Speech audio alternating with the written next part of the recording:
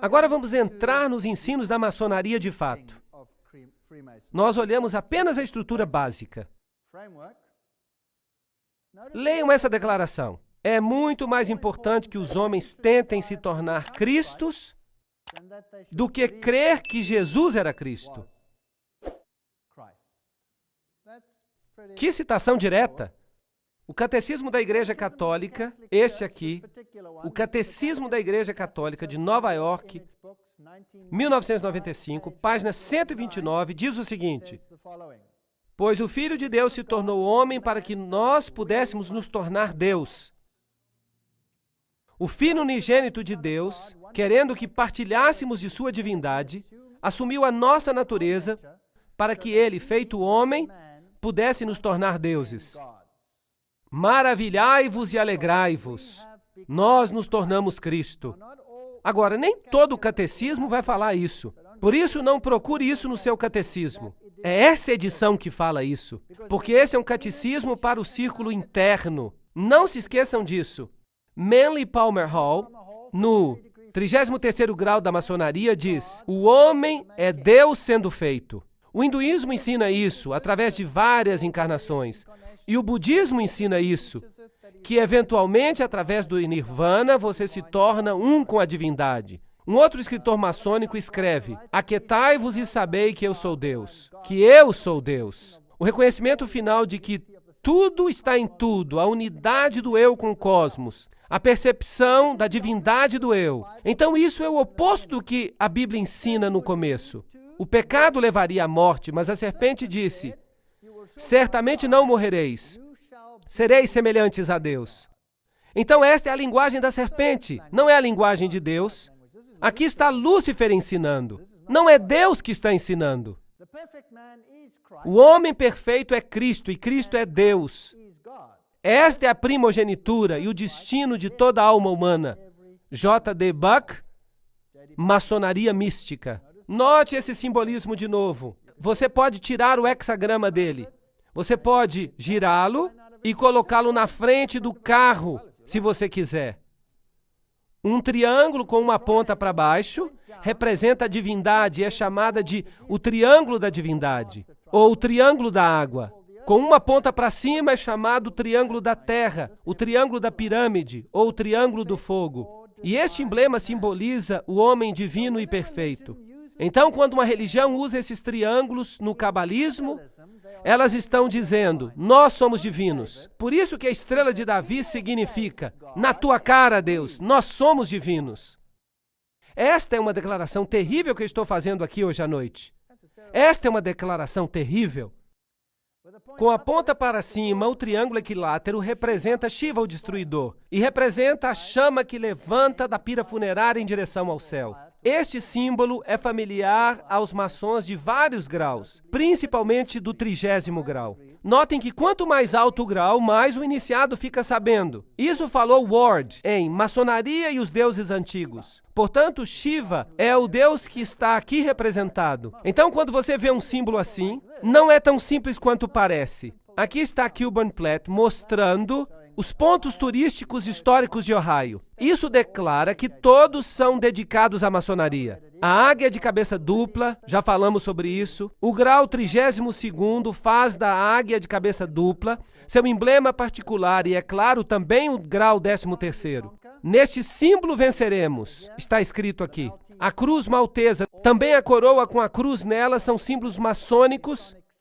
E você descobrirá este símbolo em muitas igrejas, especialmente em igrejas pentecostais. Então você tem vários graus de comaçonaria. Por exemplo, este é o símbolo usado pela Ordem da Estrela Oriental, que é uma maçonaria feminina, mas ela é administrada por maçons homens. A maçonaria é geralmente uma irmandade branca, mas comaçonarias acomodam membros negros e mulheres. Então, para o não iniciado, parece que a raça branca é suprema. Mas uma vez que você chega a uma iniciação mais elevada, a história é diferente. Nimrod era adorado branco ou preto. Ali está o caos criado entre as raças. Então você tem a Ku Klux Klan, que é anti-negra. E você tem organizações que são igualmente antibrancas. Isso é chamado de pensamento dialético. Lembram-se do princípio de Hegel? Você cria fricção entre as raças para que você possa ter a síntese no final e causar uma nova ordem mundial. Então, para unir as raças, a melhor coisa a fazer é criar caos entre as raças, até que a dor da separação seja maior do que a dor da unidade. Você consegue entender o pensamento dialético de Hegel? Ele é doentio, mas é brilhante. E não importa que você tenha que sacrificar milhares de vidas para alcançar seu objetivo, porque o fim justifica os meios. É realmente uma doutrina horrível. Então, se você vai até uma comaçonaria, este é o símbolo da comaçonaria. Será que os seus símbolos, palavras e expressões são também encontradas no ocultismo? Sim, claro que são. São usados na Aurora de Ouro e em outras sociedades, como já falamos. Aqui está a Ordem da Estrela Oriental. Aqui está o seu centro principal, a sede mundial, também conhecida como Templo Internacional. Ela fica em Washington, Distrito Federal. Esta aqui é a maçonaria da Sala do Príncipe. Esta é a maçonaria negra. Geralmente, nem os próprios maçons conhecem todas essas suborganizações. Mas quando você sobe nos escalões da maçonaria da Sala do Príncipe, então você se encontra com os Cavaleiros Templários lá em cima. Os Cavaleiros Templários. E isso lhes diz algo. Eles realmente usam esses nomes. Esses estão aqui. Esta é a sua própria página.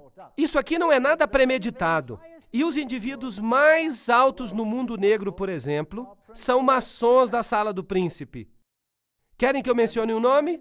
Nelson Mandela, se você está interessado. É assim que se parecem. Então não existe uma coisa como uma irmandade branca. Mas cada um desses grupos não recebe a informação individual. Esses são os níveis. Esses são os níveis da maçonaria e você pode preenchê-los. Os níveis de fato variam de acordo com a fonte. Esta aqui é a revelada por Ayn Rand, que era a namorada de Philip Rothschild. Ela cometeu suicídio. O humanismo é o nível mais baixo. São os maçons que não têm aventais. A YMCA, todo o movimento dos escoteiros, etc. Eles formam parte de organizações maçônicas. O Rotary, o Lions. O Lions, por exemplo, trata-se de Janus, o deus de duas cabeças. São todos símbolos. E essas são as boas organizações que parecem fazer coisas boas. Os maçons azuis, que são os maçons de João, fiquem com medo quando vocês ouvirem esse nome.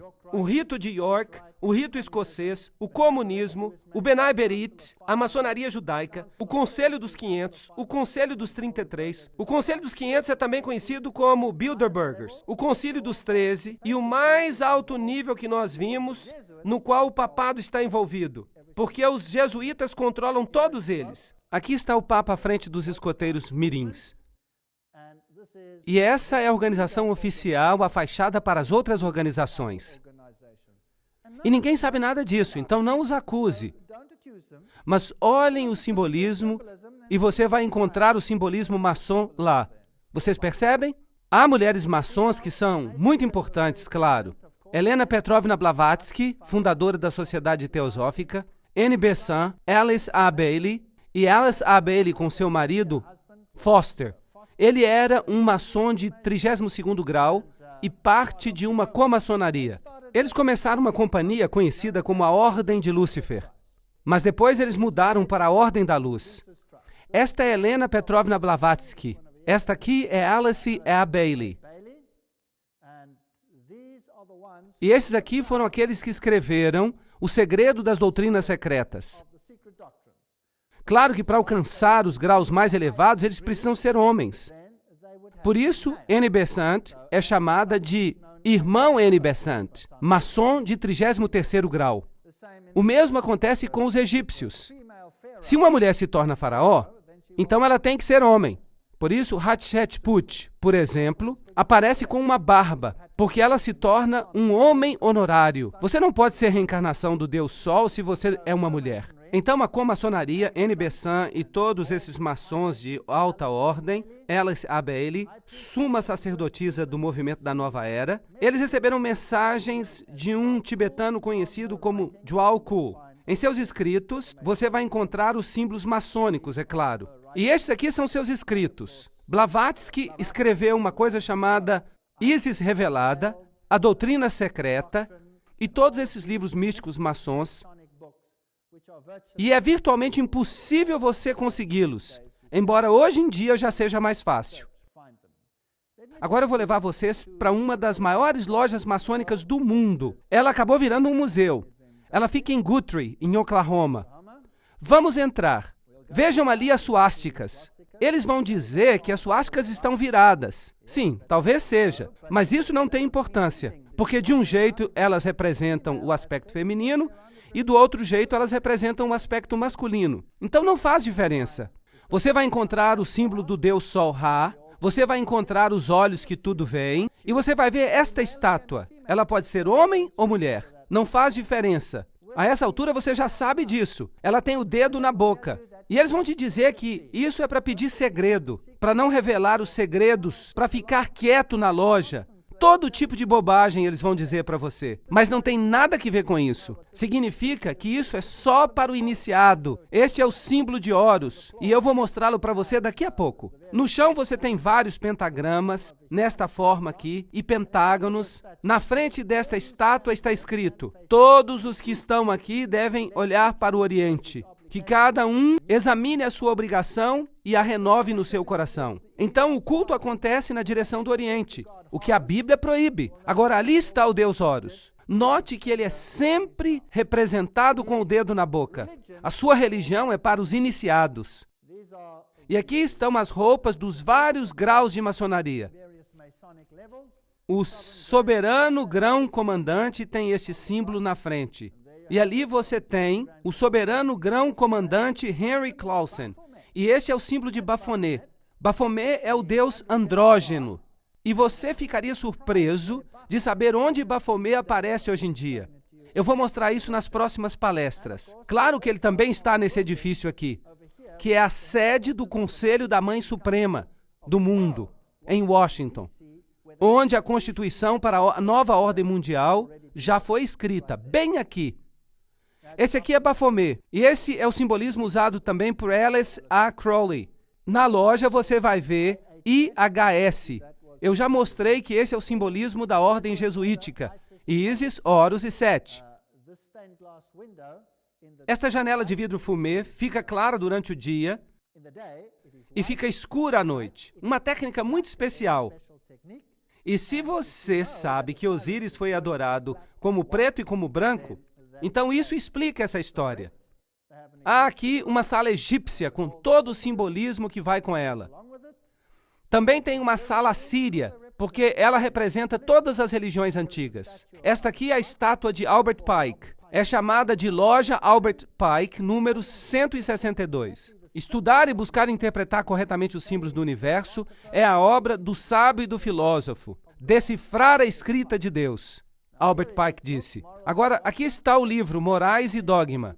Eu escaneei para que as pessoas não pensem que eu estou falando fofoca. Elas precisam ver que eu tenho o livro. E toda citação que eu faço vem diretamente dele. No rito escocês, a coroa e o cetro simbolizam o domínio do homem sobre si mesmo.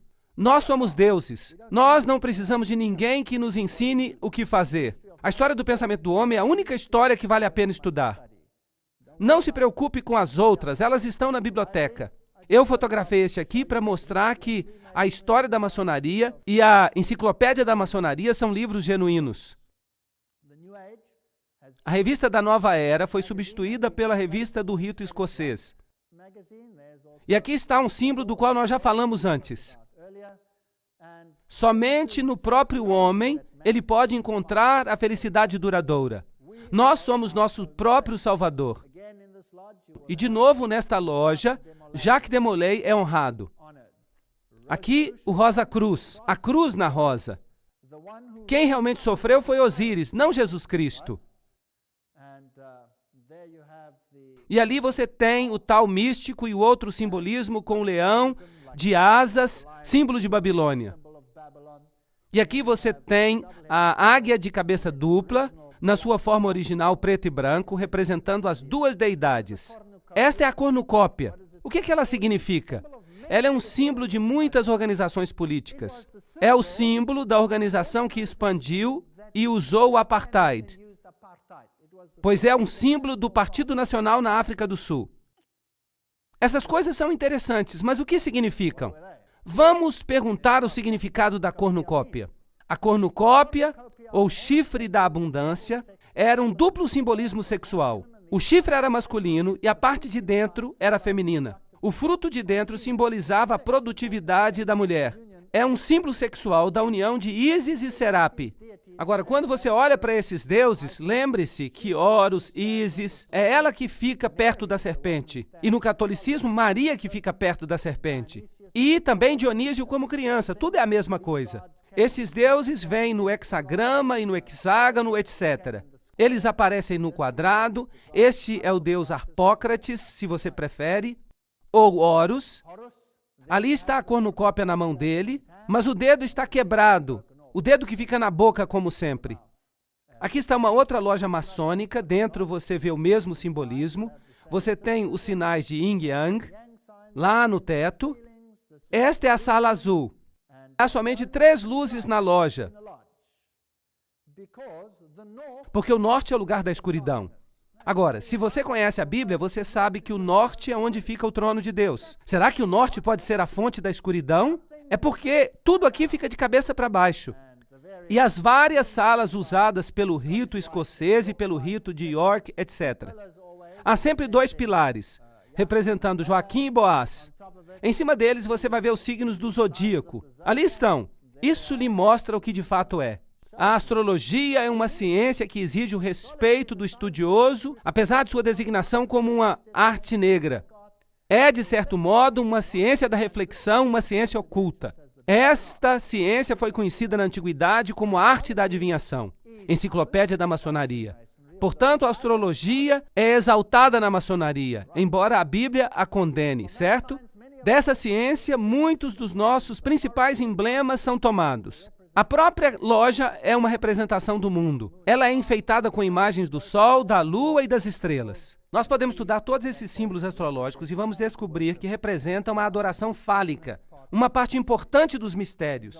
Essas são todas fontes maçônicas.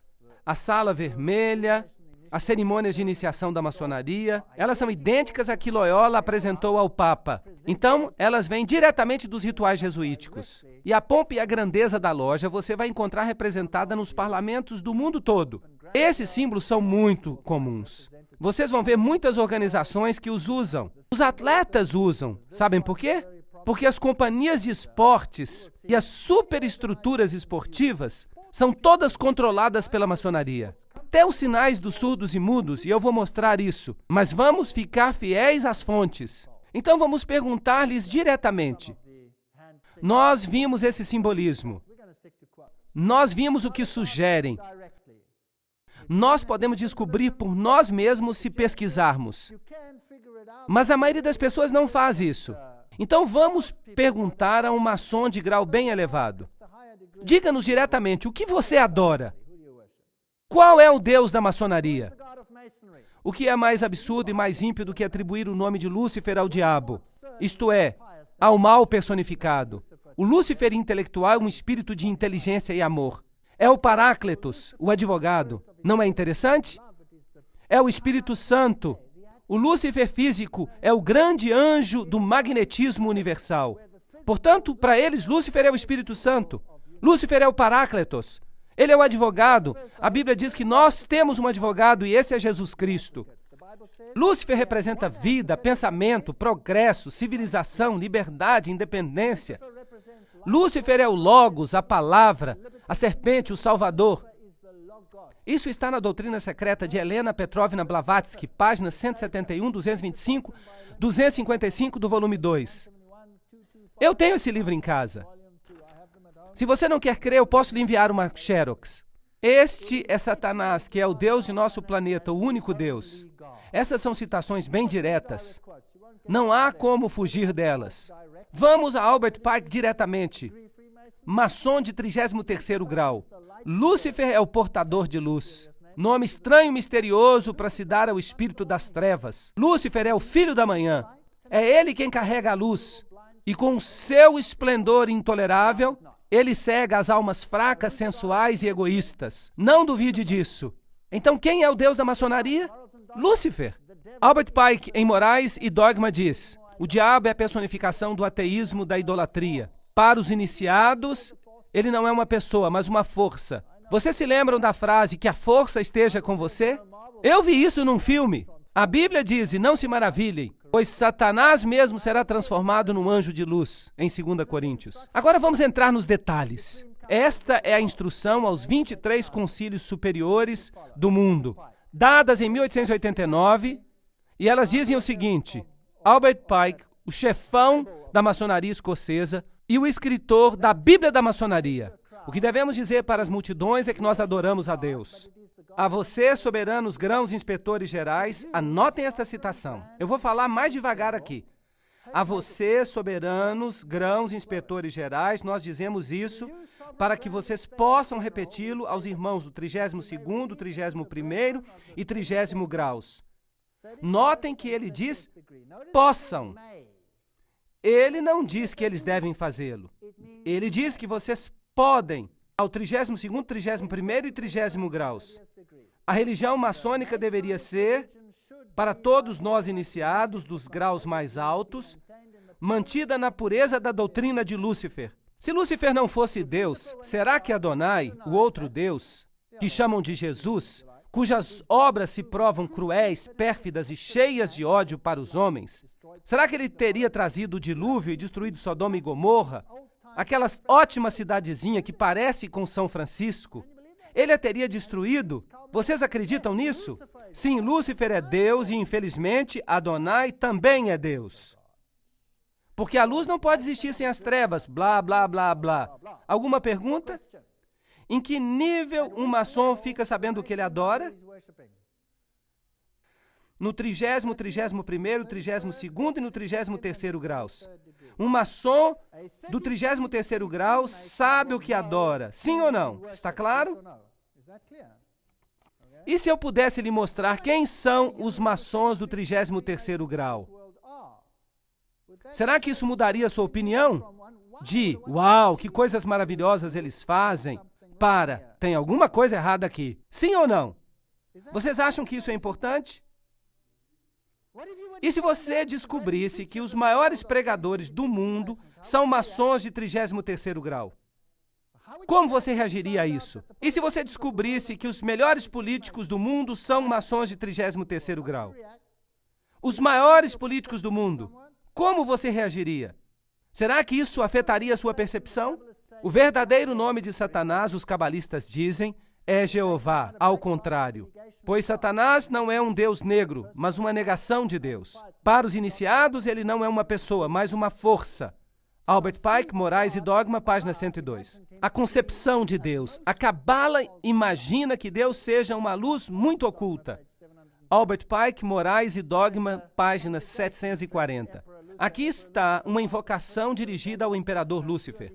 Imperador Lúcifer, mestre e príncipe dos espíritos rebeldes, eu te conjuro a que saias da tua morada, em qualquer parte do mundo que estejas, e que tu venhas até aqui comungar comigo.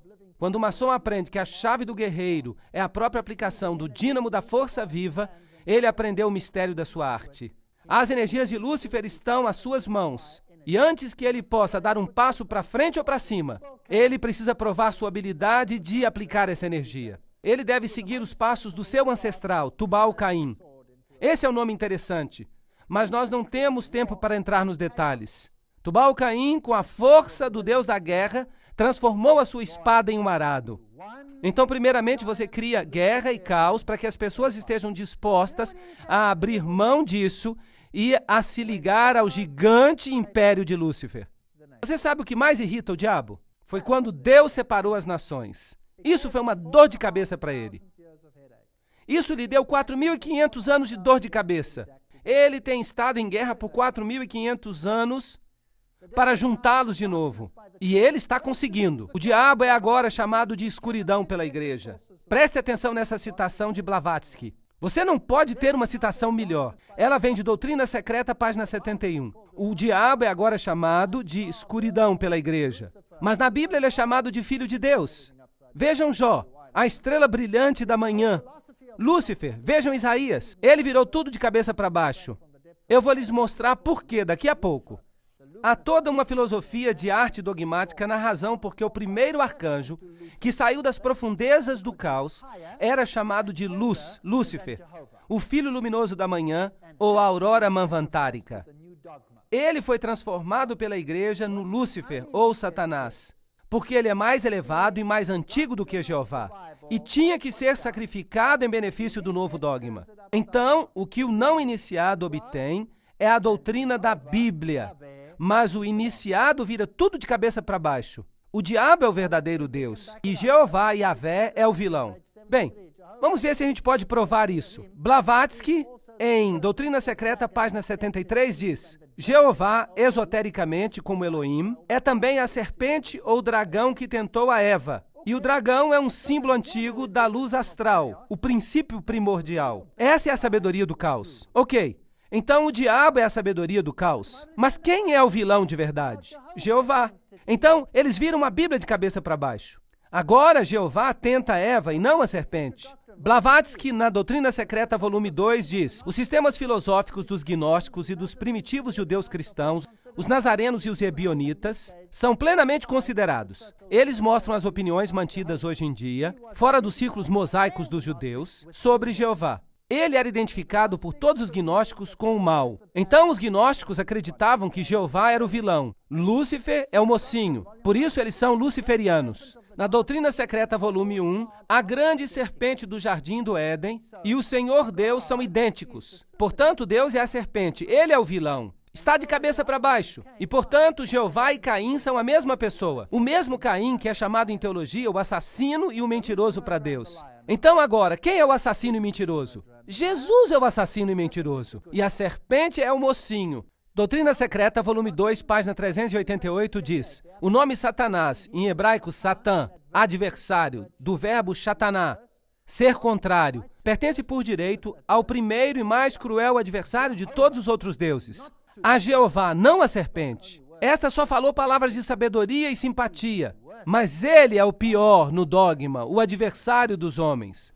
Isso é coisa séria. Portanto, Jeová foi chamado pelos gnósticos de criador, de ofiomorfos, o que tem a forma de serpente, Satanás, o mal. Outra citação, nós podíamos continuar.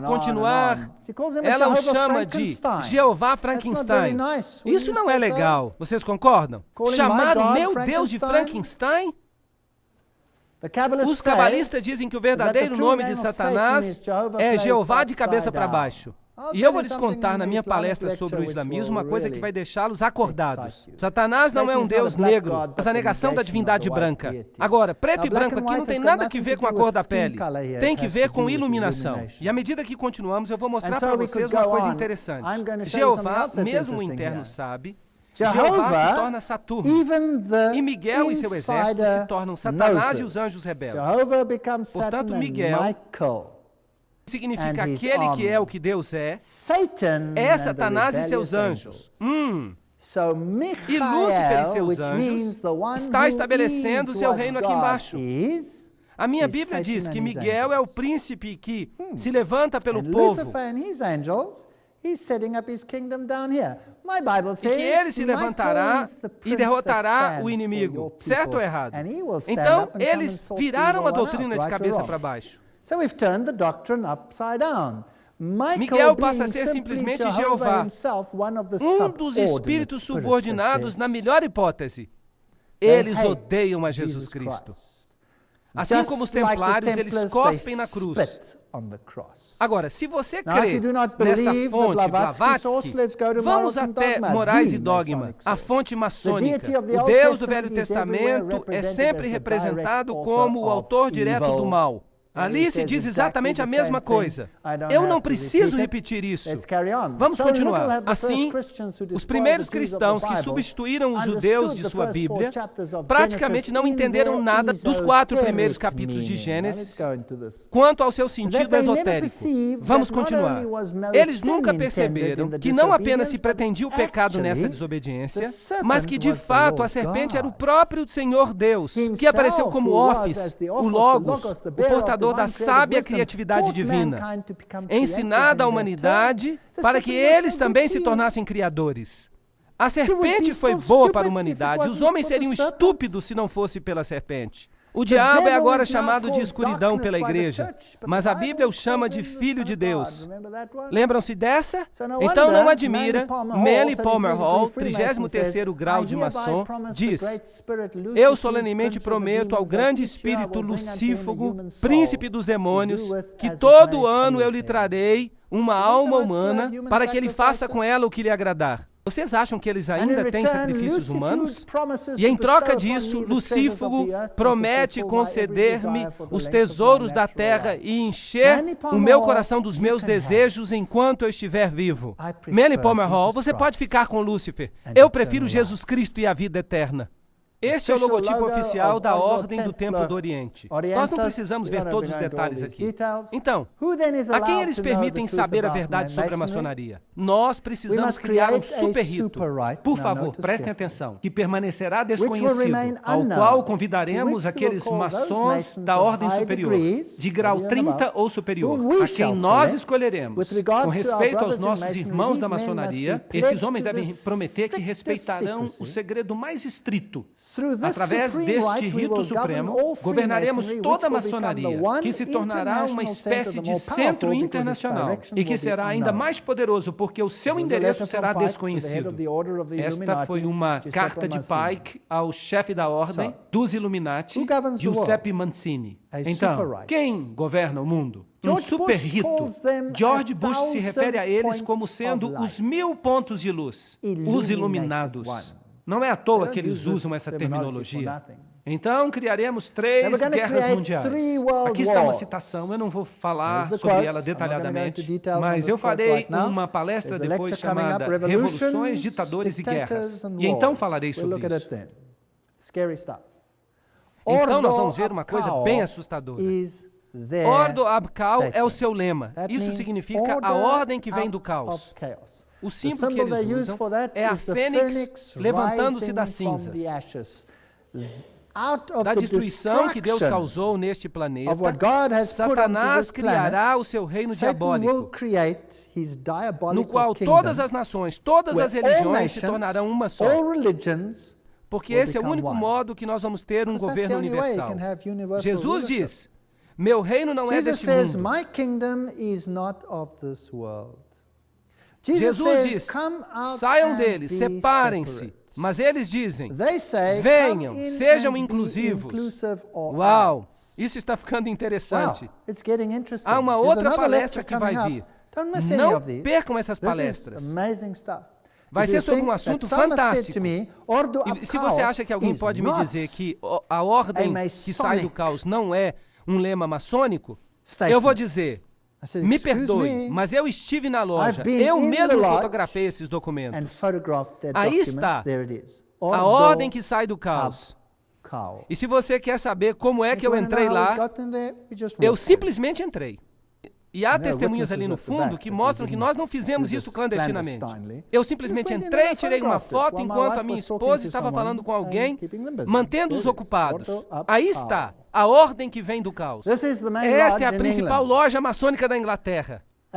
Aí está o seu principal prédio.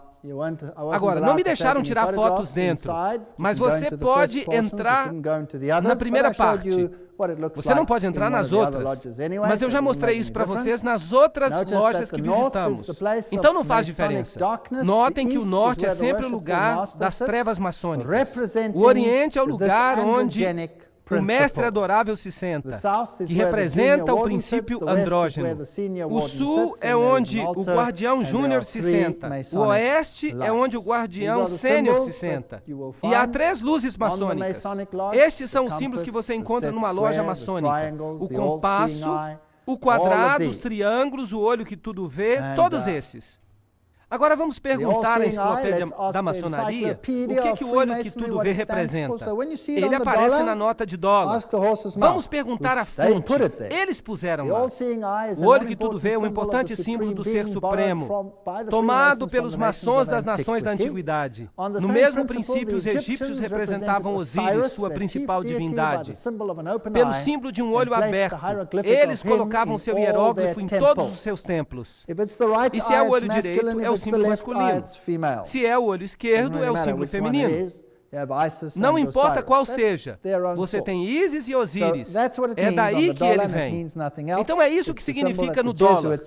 Não significa outra coisa. É o símbolo que os jesuítas dizem ser o seu principal símbolo. Então todos esses símbolos têm um significado esotérico e um significado exotérico. Então o que isso representa? Aí está a Torre de Babel, certo? Agora, como já dissemos, Babel foi uma tentativa de unificar todas as pessoas em apostasia contra Deus. E o que Deus fez?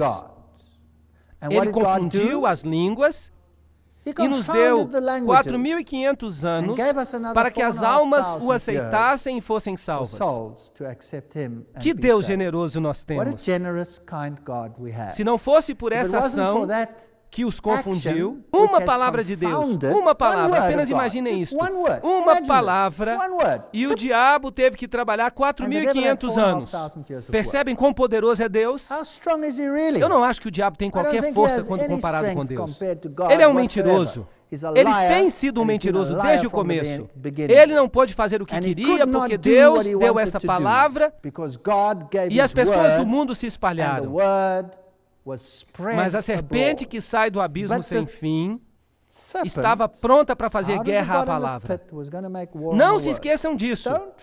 Nós vamos ver na palestra de amanhã o que eles fizeram depois. Uau, inacreditável. Aqui está a Torre de Babel. Isso vem de uma fonte maçônica. Ali em cima está o olho que tudo vê. É interessante que um dos maiores políticos da França disse recentemente que quando eles colocam um pôster em toda a Europa do templo da Torre de Babel, com um guindaste em construção, ele disse, nós estamos construindo uma nova Babel. E dessa vez ela vai vencer. Bem, vamos ver se vai mesmo. Vamos perguntar ao alto maçom Arthur Edward Waite, que escreveu a enciclopédia da maçonaria. Ele vai saber o que significa. Arthur Edward Waite diz, com respeito à maçonaria, Babel, claro, representava uma empresa maçônica. É bem conhecido que a Torre de Babel é uma das tradições mais antigas da maçonaria. Aí está. Eu não disse nada hoje. Notem bem. Cada declaração que eu fiz foi substanciada com as mais elevadas fontes. Então, por favor, não digam que eu estou apresentando coisas que são divisíveis. Se você está chateado, entre em contato com eles, não comigo. Não fui eu que falei, eles disseram. Cada declaração feita. No livro das perguntas maçônicas, face a indagação. Quem era Nimrod? A resposta é, ele era o filho de Cush. Nas velhas constituições, ele é chamado de um dos fundadores da maçonaria. Eu pensava que ele era um guerreiro diante do Senhor, contra o Senhor. Nas escrituras, ele é o arquiteto de muitas cidades. No manuscrito de York, nós encontramos, ao construir a Torre de Babel, houve um construtor, um maçom, muito estimado. E Nimrod era um maçom, um construtor, e protegia os construtores. Então, um maçom nada mais é do que o depositário de um conhecimento oculto, que se preocupa com obras boas, mas eles manipulam os membros e os usam maliciosamente para parecerem nobres. Mas essas pessoas são de fato ímpias até o último grau. O autor maçônico Kenneth H. Mackenzie nos diz que Hermes também era um dos fundadores da maçonaria. Hermes. Eles gostam de palavras assim. Ramsés, por exemplo, filho de Ra. Rames, Mis significa filho dela. se você prefere. Helena Petrovna Blavatsky liga Hermes e Satanás. Você tem que montar o quebra-cabeça. É difícil descobrir o que a maçonaria ensina. Você tem que ir de uma fonte para outra, porque nenhum autor lhe conta tudo. Então vamos colocar isso junto. Então vamos montar o quebra-cabeça. Então o autor diz que Hermes é importante para eles. Blavatsky diz que Hermes, o deus da sabedoria, era também chamado de Tot, Tat, Set, Set e Satã. E que quando ela era vista do seu lado negativo, chamado de Tifon, o Satanás egípcio, que era também Sete. Então, quando eles dizem que seguem a Sete, eles seguem a Satanás. Se eles dizem Hermes, esse é Satanás na sua forma de Lúcifer. Não importa. Pode ser homem ou mulher. Não faz diferença. Arthur Edward Waite escreve: com respeito à maçonaria, Babel, é claro, representava uma empresa maçônica e os seus primeiros expositores colheram amplo benefício desse fato. Eles se lembraram que as pessoas só tinham uma língua e que viajavam do Oriente para o Ocidente, como esses que se provaram mestres maçons. Quando eles alcançaram um lugar de habitação na terra de Shinar, é dito que eles habitaram ali, sendo os primeiros a receber o nome de maçons. Foi ali que eles construíram a sua grande torre de confusão. Do mal vem o bem. Aham! Então Deus era mau quando ele confundiu as línguas. Mas eles fizeram com que o bem acontecesse. Vocês entenderam? E o jeito de conseguir isso é através do caos, através da destruição. Use as pessoas como se elas fossem munição. Mate-as. Faça o que você quiser. Faça com que a dor da separação seja tão grande que eles implorarão por unidade. Vocês estão entendendo? Agora, quem são esses? Espera aí, isso é outra palestra. Eu não vou fugir do assunto. Foi ali que construíram a sua alta torre de confusão. A confusão de línguas deu origem à antiga prática dos maçons conversarem por meio de símbolos. Assim, se a sua língua está confusa, você tem que usar símbolos. O simbolismo é uma linguagem maçônica. Hoje as pessoas me falam, mas os símbolos estão por toda parte. E daí? O que isso quer dizer? Quem está no controle em toda parte? Os druidas da Bretanha e da Gália tinham um conhecimento profundo com respeito aos mistérios de Ísis e a adoravam sob o símbolo da lua. A lua foi escolhida para representar Ísis porque a lua domina a água. Os druidas consideram o sol como o pai e a lua como a mãe de todas as coisas. Ensinamentos secretos das eras. Assim, os druidas são aqueles que controlam a Grã-Bretanha. Winston Churchill pertencia à ordem druídica da maçonaria. Ele era um maçom de 33º grau. Eu tirei uma foto do avental dele, em caso que alguém não creia nisso. E assim nós começamos a lidar com os pedacinhos da história. Quando você entra numa loja da Inglaterra, você tem que cruzar o pentagrama. E se você olhar para cima, você vê essa estátua em cima. É um escudo e uma insígnia de patente. Vocês estão vendo? Vamos ampliar. Aí está. Insígnia, insígnia, insígnia. O mesmo símbolo que aparece em alguns carros hoje. Só para deixar vocês interessados. E é claro, você tem mais simbolismo aqui e você tem até a Arca do Concerto. Porque ele quer que isso represente o Santíssimo. Mas vejam os pés dos querubins cobridores. São pés de bode. Isso é satanismo. É por isso que na maçonaria você tem que montar em bodes. Há muitas piadas sobre montar em bodes. Há muitos postais engraçados a respeito. Nós fazemos graça disso. Nós rimos disso. E eles representam os bodes cantando hinos, os bodes fazendo isto, bode montado em bode, isso e aquilo. Tudo é símbolo de Lúcifer. E nós vamos ver mais tarde que eles dizem que os bodes vão para o céu e que as ovelhas vão para o inferno. Isso é interessante. A Bíblia diz em Efésios 5, 8 a 14: Pois outrora erais trevas, porém agora sois luz no Senhor. Andai como filhos da luz. Porque o fruto da luz consiste em toda bondade, justiça e verdade, provando sempre o que é agradável ao Senhor. E não sejais cúmplices nas obras infrutíferas das trevas, antes, porém, reprovai-as. Eu acho que nós fizemos isso hoje à noite. Eu não quero ter nada a ver com as trevas. Nós precisamos reprová-las, porque o que eles fazem em oculto, o só referir é vergonha. Mas todas as coisas, quando reprovadas pela luz, se tornam manifestas, porque tudo que se manifesta é luz. Quão linda é a palavra de Deus que temos. Ele não tem agendas secretas. Jesus diz: eu nada fiz em secreto. Eu amo o Deus da Bíblia. E o mero fato de que eu estou vivo mostra que Deus é todo-poderoso, que nós servimos a um Deus maravilhoso. Esse é o tipo de Deus a quem servimos. Eu não vou abrir mão dele nem por toda a riqueza satânica deste mundo. O que ela significa? Ela não significa nada. Jesus está voltando e o reino das trevas vai terminar. Ele vai caminhar sobre esta terra manchada de sangue, que ele maculou e torturou por séculos e séculos em guerras e batalhas. Mas a palavra de Deus vai permanecer por todo o tempo.